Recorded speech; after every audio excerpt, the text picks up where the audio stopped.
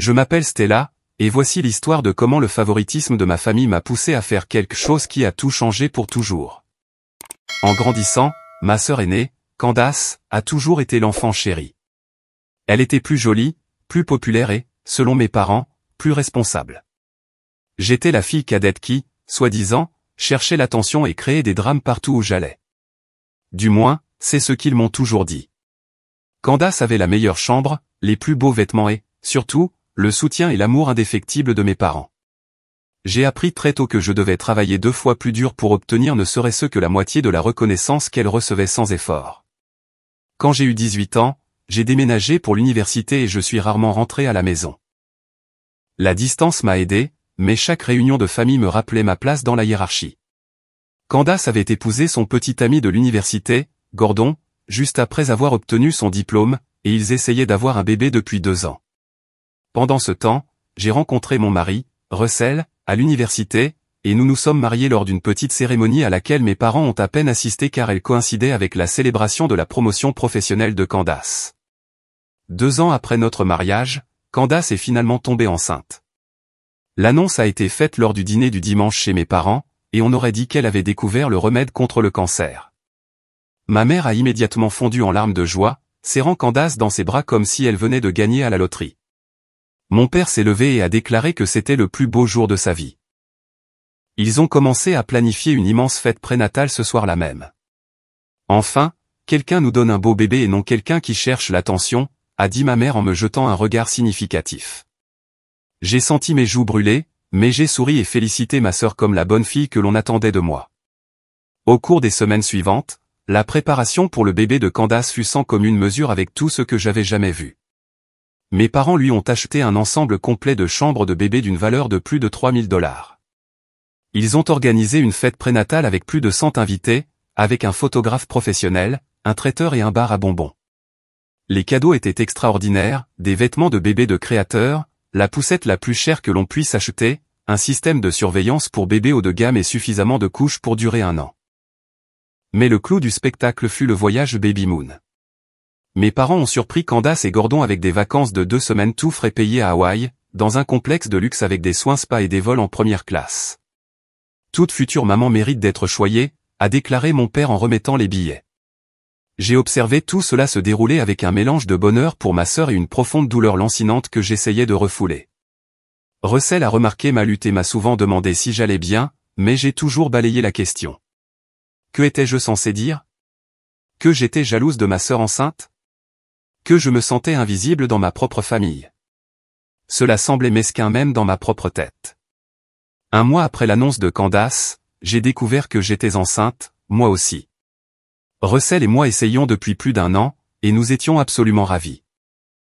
J'étais folle de joie et j'avais hâte de partager la nouvelle avec ma famille. Assurément, cette fois-ci serait différente. Assurément, il serait tout aussi heureux pour moi qu'il l'avait été pour Candace. J'étais si naïve. J'ai planifié l'annonce avec soin. J'ai acheté un joli body qui disait les meilleurs grands-parents du monde et je l'ai emballé dans une belle boîte. Russell et moi sommes allés chez mes parents pour le dîner du dimanche, tout comme Candace l'avait fait. Toute la famille était là, mes parents, Candace et Gordon, et ma tante Carole, qui était en visite. Après le dîner, je me suis levé avec le plus grand sourire. Russell et moi avons une merveilleuse nouvelle à partager, ai-je commencé, le cœur battant d'excitation. J'ai tendu la boîte à ma mère, qui l'a ouverte avec une expression confuse. Elle a sorti le body et l'a regardé un moment. Puis elle m'a regardé, et au lieu de la joie, j'ai vu quelque chose qui ressemblait presque à de l'agacement traverser son visage. Oh, super! Un autre bébé, a-t-elle dit avec un lourd soupir, jetant le body sur la table. La pièce est devenue silencieuse. J'ai eu l'impression d'avoir reçu une gifle. Candace semblait mal à l'aise. Gordon étudiait ses chaussures, et mon père a simplement secoué la tête. Vraiment, Stella? Maintenant, a dit mon père. Tu n'aurais pas pu attendre que le bébé de Candace soit né? Je suis resté là, figé, essayant de comprendre ce qui se passait. Ce n'était pas comme ça que ça devait se passer. Où était l'excitation, les étreintes, la planification immédiate et les cadeaux qui avaient entouré l'annonce de Candace? Russell, qui avait observé en silence, se leva brusquement, le visage rouge de colère. Alors, rien pour notre enfant, a-t-il demandé, la voix montant. Stella est aussi votre fille. C'est son premier bébé, et c'est comme ça que vous réagissez. Les yeux de ma mère ont lancé des éclairs. Excuse-moi, ne fais pas de drame. C'est notre maison. Si ça ne te plaît pas, alors sors. Je sentis mon monde s'effondrer. Candace, qui était restée silencieuse jusqu'à présent, a soudainement pris la parole avec un sourire narquois. Elle a dû tomber enceinte juste pour les cadeaux. C'est à ce moment-là que tout le monde a commencé à rire. Ma propre famille se moquait de la suggestion que j'étais tombée enceinte juste pour obtenir des cadeaux comme ma sœur en avait reçu. Le rire était comme des poignards dans ma poitrine. Je suis resté là pendant ce qui m'a semblé une éternité, mais qui n'a probablement duré que quelques secondes. La pièce était remplie de leur rire, et je pouvais voir l'amusement dans leurs yeux. Ma propre famille pensait que j'étais une sorte de blague en quête d'attention. Je n'ai pas dit un mot. Je ne pouvais pas. Ma gorge était nouée et les larmes menaçaient de déborder. Je me suis retourné et j'ai marché vers la porte, Russell juste derrière moi. En partant, j'ai entendu ma mère crier derrière nous, « Ne sois pas si dramatique, Stella ». Le trajet en voiture pour rentrer fut silencieux, à l'exception du son de mes sanglots étouffés. Russell a tendu la main et a tenu la mienne, la mâchoire serrée de colère. Quand nous sommes rentrés à la maison, il a finalement parlé. C'était impardonnable, a-t-il dit doucement. Je n'arrive pas à croire qu'il t'ait traité comme ça. J'ai pleuré pendant des heures cette nuit-là. Toutes les années à me sentir la seconde, à être négligée et rejetée, sont revenues en force. Mais cette fois, c'était différent. Il ne s'agissait plus seulement de moi. Ils avaient rejeté mon enfant à naître, notre enfant, comme s'il était un inconvénient. Le lendemain matin, je me suis réveillé avec 24 appels manqués de mes parents. Les messages vocaux étaient frénétiques. Stella, c'est urgent. S'il te plaît, décroche. Quelque chose de terrible est arrivé. Nous avons besoin que tu nous rappelles immédiatement. Mon cœur s'est emballé en rappelant, craignant qu'il soit arrivé quelque chose à Candace ou à son bébé. Ma mère a répondu à la première sonnerie. Stella, Dieu merci. Nous avons besoin que tu viennes tout de suite. Qu'est-ce qui ne va pas? Est-ce que Candace va bien? Est-ce que le bébé va bien? Candace va bien, mais nous avons un problème. Un gros problème. Peux-tu simplement venir? Nous ne pouvons pas en discuter par téléphone. Contre mon meilleur jugement et les protestations de Russell, je suis allé chez mes parents. Quand je suis arrivé, je les ai trouvés assis à la table de la cuisine avec des expressions sérieuses. Candace était là aussi, l'air pâle et inquiète. « Assieds-toi » a dit mon père d'un air sombre. Je suis resté debout. Que se passe-t-il? Ma mère a pris une profonde inspiration. Nous avons reçu un appel de la mère de Gordon hier soir. Apparemment, Gordon a une liaison depuis des mois. Elle l'a découvert et a tout dit à Candace. J'ai regardé Candace, qui fixait ses mains. Je suis tellement désolé, Jess. Tu vas bien? Elle a levé les yeux vers moi, les larmes aux yeux. C'est pire que ça. Il a volé de l'argent sur notre compte joint pour payer les dépenses de sa petite amie. Nos économies ont disparu. Tout. Et il a demandé le divorce. J'étais sincèrement désolé pour ma sœur. Malgré tout, je ne voulais pas qu'elle souffre. C'est horrible. Je suis vraiment désolé que cela t'arrive. Mon père s'est raclé la gorge. Voilà le problème, Stella. Nous avons dépensé beaucoup d'argent pour les préparatifs du bébé de Candace. La chambre d'enfant, la fête, le voyage à Hawaï, c'était plus de 15 000 $ au total. Et maintenant, avec Gordon qui part et prend la moitié de tout, Candace ne peut pas se permettre d'élever le bébé seul. Je l'ai regardé, ne comprenant pas où il voulait en venir. Ma mère a enchaîné. Nous nous demandions si toi et Russell seriez prêts à aider. Peut-être prendre certaines des affaires de bébé que nous avons achetées puisque vous aurez aussi un bébé. Et peut-être aider avec certaines des dépenses. Je n'arrivais pas à croire ce que j'entendais. Vous me demandez de soutenir financièrement Candace après la façon dont vous m'avez tous traité hier? C'était juste un malentendu, a dit ma mère rapidement. Nous étions juste surpris, c'est tout. Tu sais que nous t'aimons. Candace a finalement pris la parole. Stella, j'ai vraiment peur. Je ne sais pas comment je vais m'en sortir en tant que mère célibataire. Maman et papa aident déjà autant qu'ils le peuvent, mais avec leur revenu fixe. J'ai regardé leur visage plein d'attente. Ils voulaient que j'intervienne et que je sauve la situation, que je sois la bonne fille qui règle les problèmes de tout le monde, comme je l'avais toujours fait. Mais quelque chose en moi avait changé depuis hier. Quelque chose s'était brisé, et je n'étais pas sûr que cela puisse être réparé. J'ai besoin de temps pour réfléchir à ça, ai-je finalement dit. Du temps, a dit mon père. Stella, c'est la famille. La famille est de la famille. Tu as raison, ai-je dit doucement. La famille devrait aider la famille. Elle devrait aussi célébrer les joies de chacun et se soutenir dans les moments difficiles. Elle devrait traiter tous ses enfants de manière égale, avec amour et respect. Je me suis dirigé vers la porte. J'ai dit que j'avais besoin de temps pour réfléchir. Je suis rentré chez moi abasourdi. Russell m'attendait, et je lui ai tout raconté. Il a écouté sans interruption, son expression s'assombrissant à chaque détail. Alors, si je comprends bien, a-t-il dit quand j'ai fini. Hier, ils t'ont traité comme une moins que rien pour avoir annoncé ta grossesse. Ils se sont moqués de toi et nous ont mis dehors. Et aujourd'hui, ils veulent que tu soutiennes financièrement Candace et que tu t'occupes de ses problèmes. Présenté comme ça semblait encore pire. À quoi penses-tu? A-t-il demandé doucement. Je suis restée silencieuse pendant un long moment. Je pense que j'en ai assez d'être leur plan de secours. J'en ai assez d'être la fille dont ils ne se souviennent que lorsqu'ils ont besoin de quelque chose. Cette nuit-là, j'ai pris une décision qui allait tout changer. Le lendemain matin, j'ai appelé mes parents et leur ai demandé de réunir la famille. J'avais quelque chose d'important à discuter.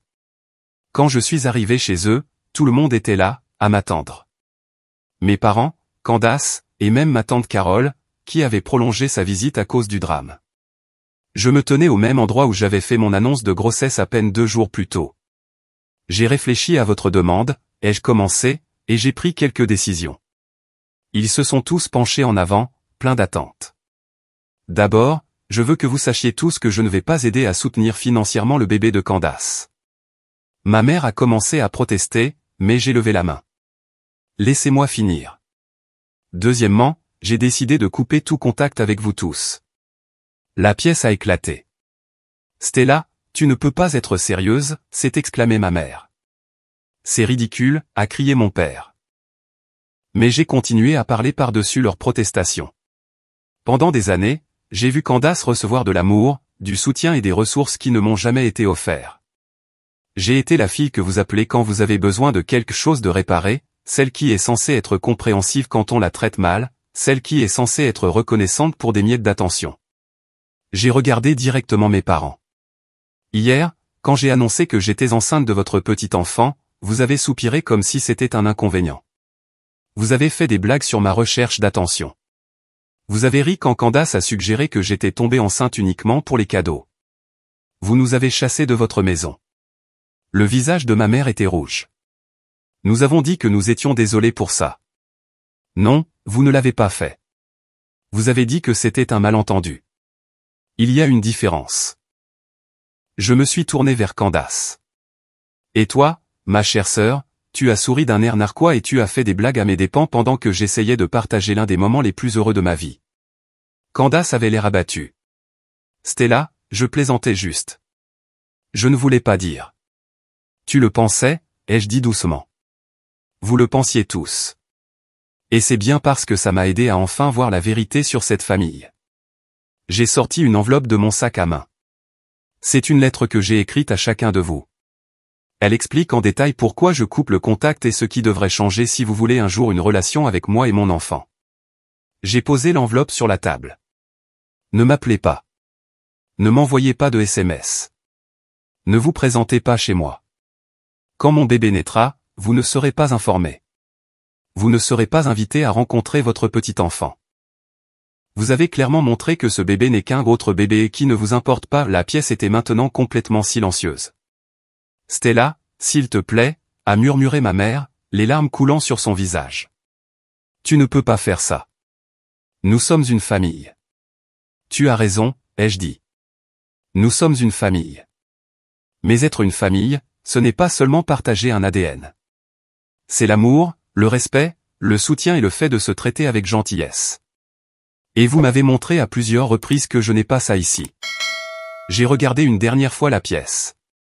Si Candace a besoin d'aide, elle peut demander aux parents de Gordon ou faire une demande d'aide sociale ou se débrouiller comme n'importe quelle autre mère célibataire le ferait. Je ne suis pas responsable de nettoyer le désordre que son mari a fait, surtout pas après la façon dont j'ai été traité.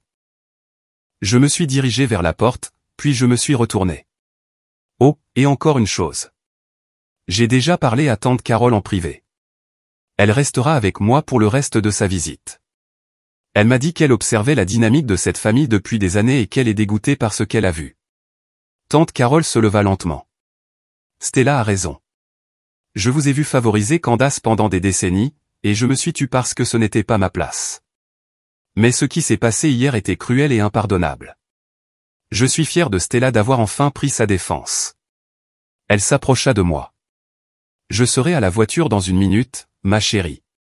En partant, j'entendais ma mère sangloter et mon père crier à quel point j'étais ingrate. Candace pleurait et me suppliait de reconsidérer ma décision, mais je me sentais plus légère que je ne l'avais été depuis des années. Les mois suivants furent à la fois difficiles et libérateurs. Mes parents ont tout essayé pour me faire parler. Ils ont envoyé des fleurs, des cartes et des cadeaux pour le bébé. Ils ont demandé à d'autres membres de la famille de m'appeler. Ils se sont même présentés à mon lieu de travail, m'obligeant à faire appel à la sécurité. Candace a appelé depuis différents numéros, parfois en pleurant, parfois en colère, parfois en suppliant. Elle m'a dit que Gordon était parti temporairement après leur dispute, la laissant effrayée et seule. Elle habitait maintenant chez mes parents, et les choses étaient financièrement difficiles. Elle avait besoin d'aide pour les factures médicales, les dépenses pour le bébé, tout. J'étais désolé pour sa situation, mais je suis resté ferme. Ce n'était pas ma responsabilité, et je n'allais pas laisser la culpabilité me manipuler pour retourner dans une dynamique toxique. Le harcèlement s'est intensifié lorsque j'étais enceinte d'environ 4 mois. Ma mère a commencé à apparaître dans des endroits où elle savait que je serais, l'épicerie que j'utilisais toujours, le café près de mon travail. Elle m'abordait en public, lançant des appels émotionnels assez forts pour que tout le monde entende. « S'il te plaît, Stella », gémissait-elle. « Je veux juste faire partie de la vie de mon petit enfant. Comment peux-tu être si cruel ?»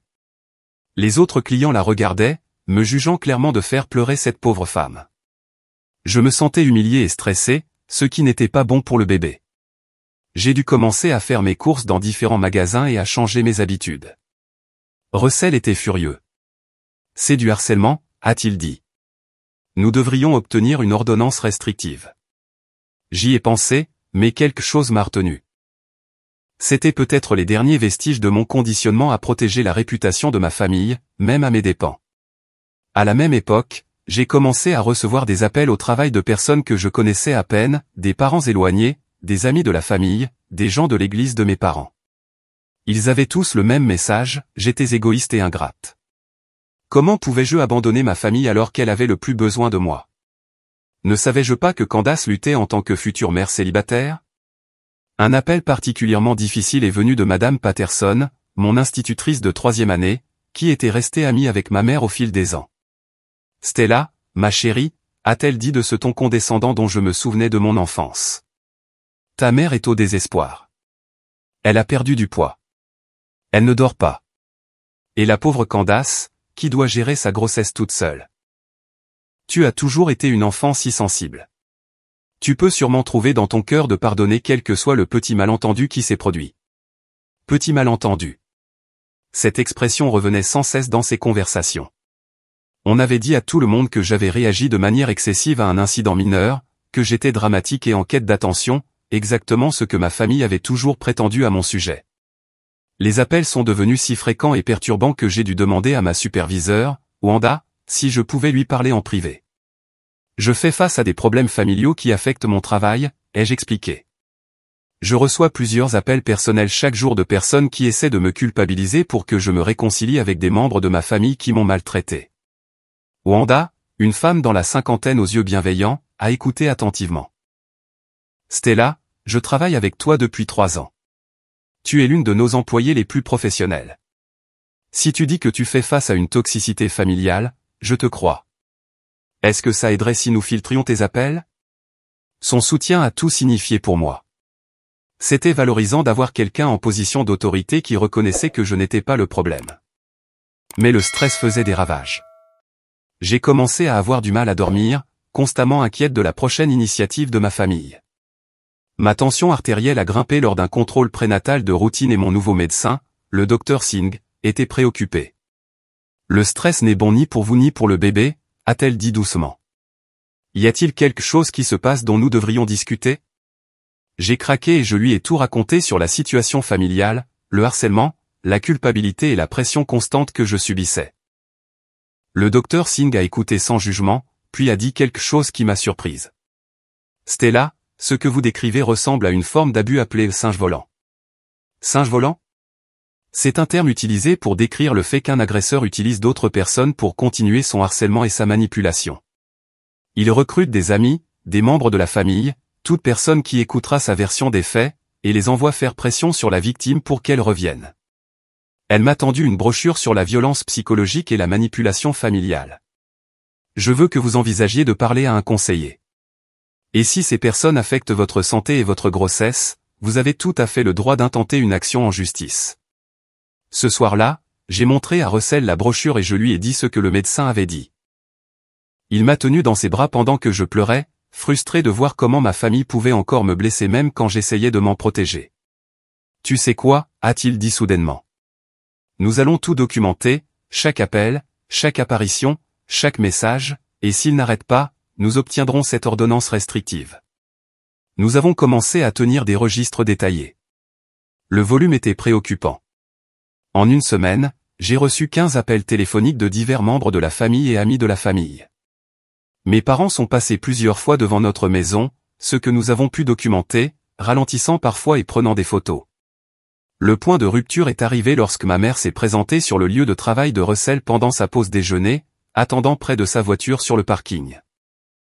Russell travaillait comme comptable dans un petit cabinet et elle l'a confronté sur le parking, provoquant une telle scène que ses collègues ont tout vu. La sécurité a dû l'escorter hors de la propriété. Elle a dit à tout le monde au bureau que tu l'empêches de voir son petit enfant parce que tu es mentalement instable, m'a dit Russell ce soir-là, le visage crispé de colère. Elle a dit que je devrais te forcer à obtenir une aide psychiatrique. C'en était trop. Le lendemain, nous avons demandé une ordonnance restrictive contre mes parents, Candace et tout autre membre de la famille agissant en leur nom. L'audience au tribunal était surréaliste. Mes parents se sont présentés habillés comme s'ils assistaient à un enterrement. Ma mère, serrant des mouchoirs et l'air fragile. Ils avaient amené des témoins de moralité, des gens de leur église, des amis de longue date de la famille, tous prêts à témoigner de leur excellence et de mon manque de raison. Mais nous avions notre documentation, 15 pages d'incidents de harcèlement consignés, des photos de garés devant notre maison, le témoignage du superviseur de Russell sur la confrontation sur le parking de ma mère, et une déclaration du Dr Singh sur l'impact du stress sur ma grossesse. La juge, une femme plus âgée aux yeux perçants, a écouté les deux parties. Quand ma mère a commencé à pleurer en affirmant qu'elle voulait juste aimer son petit enfant, l'expression de la juge est restée neutre. Madame Thompson, a dit la juge à ma mère, l'amour n'inclut pas le harcèlement, la traque et la perturbation du lieu de travail. Les preuves présentées montrent un schéma clair de comportement visant à forcer le contact par l'intimidation et la manipulation émotionnelle. L'ordonnance restrictive a été accordée pour 6 mois avec une possibilité de prolongation. Mes parents ne devaient avoir aucun contact avec moi, Russell, ou notre propriété. Ils ne pouvaient pas s'approcher à moins de 500 pieds de notre maison, de nos lieux de travail, ou de tout établissement médical que je fréquentais. En quittant le palais de justice, ma mère m'a crié, « Tu le regretteras, Stella. Quand tu auras besoin de nous, nous ne serons plus là. » L'ironie ne m'a pas échappé. Ils n'avaient jamais été là quand j'avais eu besoin d'eux de toute façon. L'ordonnance restrictive a apporté un soulagement immédiat, mais elle a aussi apporté quelque chose que je n'avais pas prévu, le jugement de personnes qui ne connaissaient pas toute l'histoire. Certains membres de la famille de Russell ont commencé à me traiter différemment. Sa tante Martha a fait des commentaires acerbes sur le fait que les familles devraient rester unies et que les enfants de nos jours ne respectent pas leurs aînés. Son cousin Jake a ouvertement dit qu'il pensait que je réagissais de manière excessive. « Allez, Stella » a dit Jake lors d'un barbecue familial. « Ce sont tes parents. Ça ne pouvait pas être si grave que ça. » J'ai réalisé que les gens qui avaient grandi dans des familles fonctionnelles ne pouvaient littéralement pas comprendre le niveau de dysfonctionnement que j'avais connu. Pour eux, les parents étaient intrinsèquement dignes de confiance, la famille était intrinsèquement sûre, et tous les problèmes pouvaient être résolus par la communication et le pardon. Mais Russell a immédiatement mis fin à ces commentaires. Tu ne sais pas de quoi tu parles, Jake. La famille de Stella l'a terriblement traité pendant des années, puis ils l'ont harcelé au point que cela affectait sa santé et celle de notre bébé. Nous avons fait ce que nous devions faire pour protéger notre famille. J'étais reconnaissante de son soutien, mais le jugement me faisait quand même mal. Il m'a fait douter de moi-même à nouveau. Étais-je trop dur? Est-ce que je réagissais de manière excessive? Le docteur Quinn m'a aidé à surmonter ces doutes. Stella, le fait que tu te remettes en question montre à quel point la manipulation est profondément ancrée. Des parents sains n'incitent pas leurs enfants à avoir besoin d'ordonnances restrictives. Des familles saines ne recrutent pas des dizaines de personnes pour harceler quelqu'un qui a demandé de l'espace. Elle m'a fait faire un exercice où j'ai écrit tout ce que ma famille m'avait fait au fil des ans. Pas seulement le harcèlement récent, mais toute une vie de favoritisme, de mépris et de négligence émotionnelle. Quand j'ai lu la liste à voix haute, c'était accablant. Si une amie te racontait cette histoire sur sa famille, que lui dirais-tu, a demandé le docteur Quinn.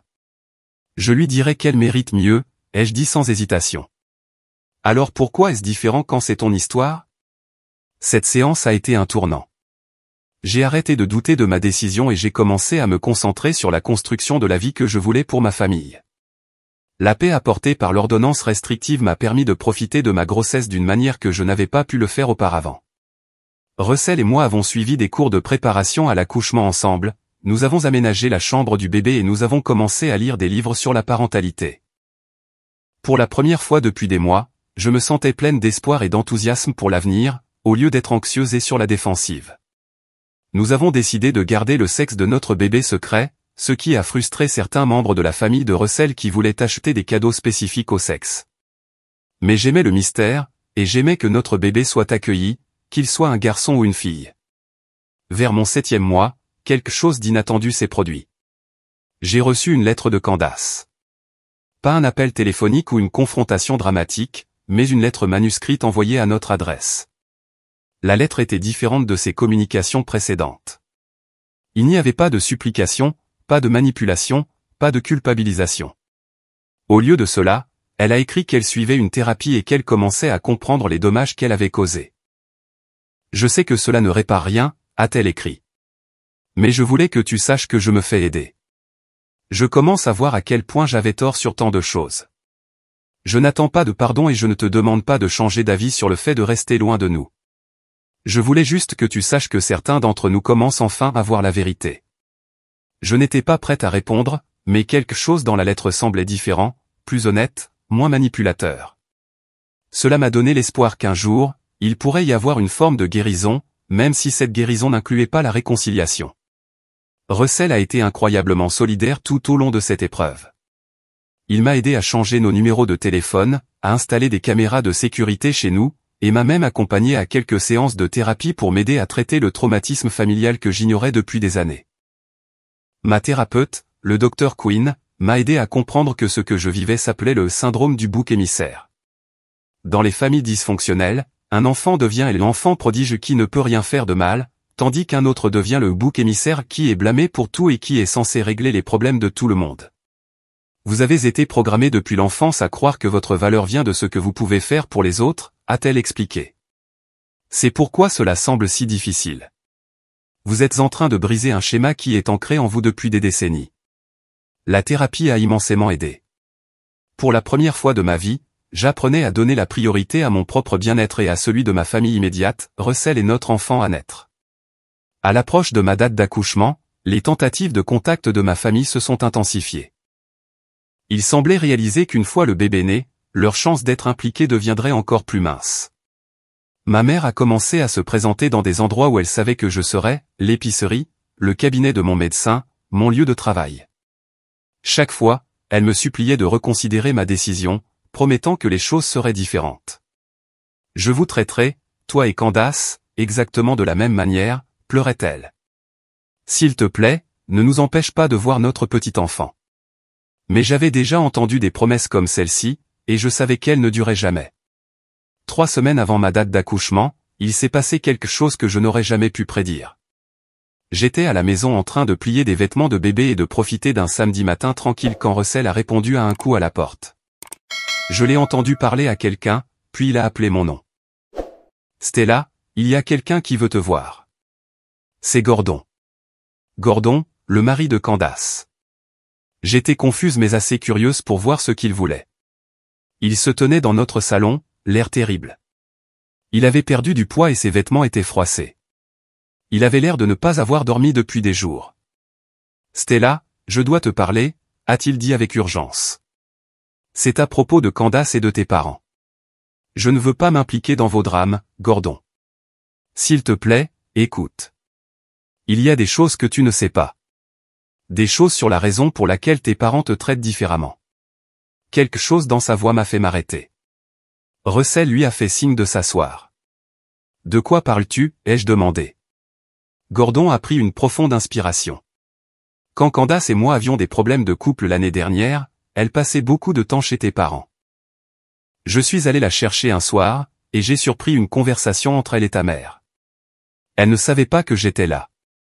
Il avait l'air mal à l'aise. Elle parlait de toi, de la raison pour laquelle tes parents ont toujours favorisé Candace. Ta mère expliquait à Candace qu'elle devait maintenir sa position de favorite parce que... Il s'est interrompu. Parce que quoi, Gordon? Parce que tu n'es pas la fille biologique de ton père. La pièce est devenue complètement silencieuse.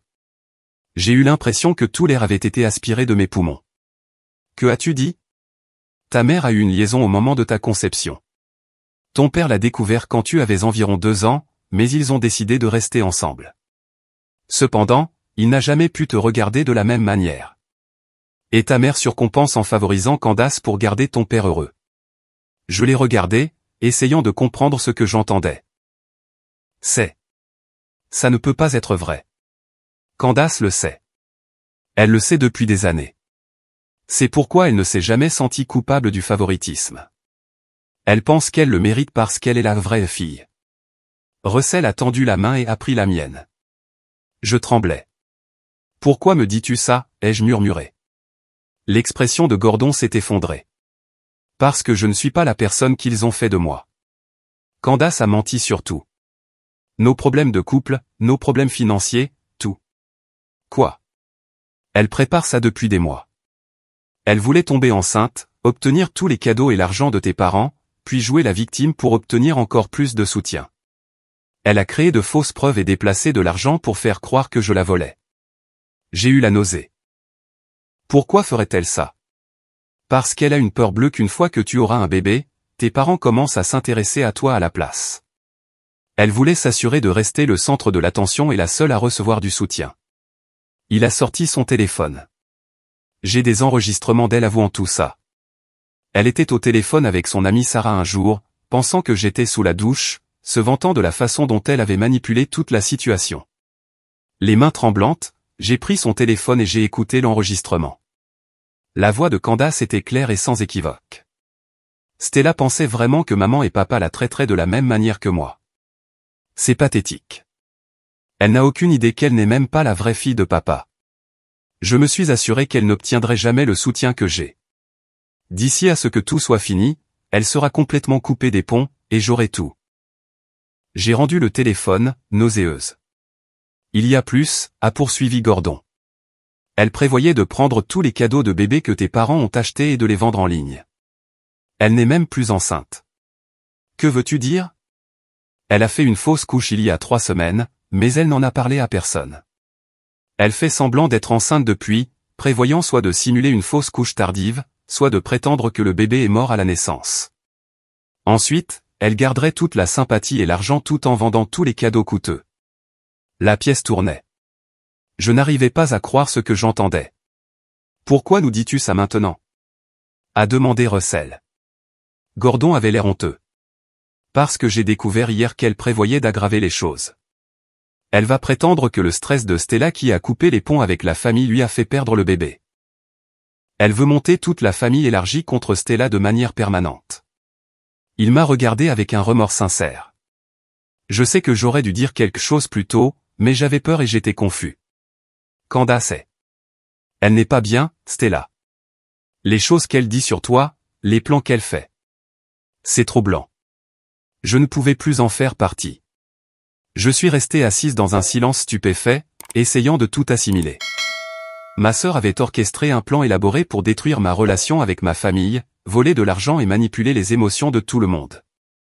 Et elle avait fait tout cela en sachant que je n'étais pas l'enfant biologique de mon père. Une information qui aurait pu expliquer tant de choses sur mon enfance. J'ai besoin de réfléchir, ai-je finalement dit. Gordon a hoché la tête. Je comprends. Mais, Stella, tu devrais savoir. J'ai décidé d'aller voir tes parents avec tout, et je vais suggérer que Candace obtienne une aide professionnelle. Il mérite de savoir ce qu'elle a fait. Après son départ, je suis restée assise avec Russell pendant des heures, à discuter de tout ce que nous avions appris. La trahison était plus profonde que je ne l'avais jamais imaginé, mais d'une manière étrange, elle a aussi apporté de la clarté. Que vas-tu faire? A demandé Russell. J'y ai réfléchi longtemps. Je vais laisser Gordon s'en occuper, mais je ne change pas ma décision de ne plus avoir de contact. Si quoi que ce soit, cela confirme que j'avais raison de me protéger et de protéger notre bébé de cette toxicité. 2 jours plus tard, l'enfer s'est déchaîné. Gordon est allé chez mes parents et leur a fait écouter l'enregistrement. Il a également apporté des preuves de la tromperie de Candace concernant sa fausse couche et la preuve de sa manipulation financière. Mon téléphone a commencé à sonner sans arrêt. Mes parents étaient dévastés, humiliés et furieux, mais pas contre moi cette fois. Ils voyaient enfin Candace pour ce qu'elle était vraiment.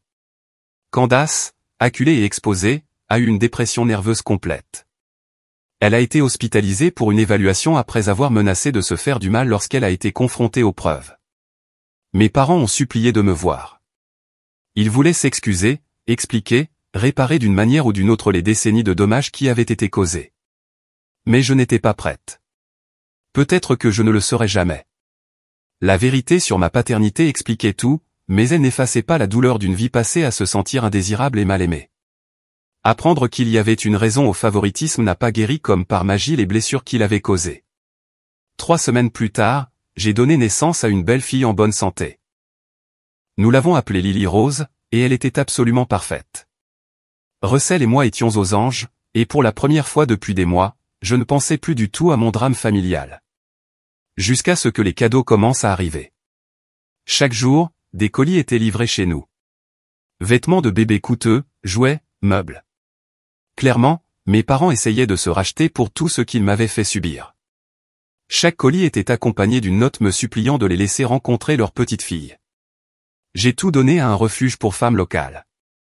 Tante Carole, qui avait décidé de déménager dans notre ville pour être plus proche de moi, fut le seul membre de la famille que j'ai autorisé à rencontrer Lily. Elle a pleuré en la tenant dans ses bras et m'a dit à quel point elle était fière de la femme que j'étais devenue. Ton vrai père aurait été si fier, lui aussi, a-t-elle dit doucement. Il s'est avéré que tante Carole était au courant de ma paternité depuis le début. Elle avait été la confidente de ma mère pendant cette période difficile il y a des années. Qui est-il, ai-je demandé. Un homme bien. Il est mort dans un accident de voiture quand tu avais 5 ans. Ta mère ne lui a jamais parlé de toi parce qu'elle essayait de sauver son mariage. Apprendre l'existence de mon père biologique a provoqué un mélange de tristesse et de soulagement. J'ai pleuré la relation que je n'avais jamais eue, mais je me suis aussi senti libéré de la confusion de ne jamais m'être senti vraiment accepté par l'homme que j'appelais papa.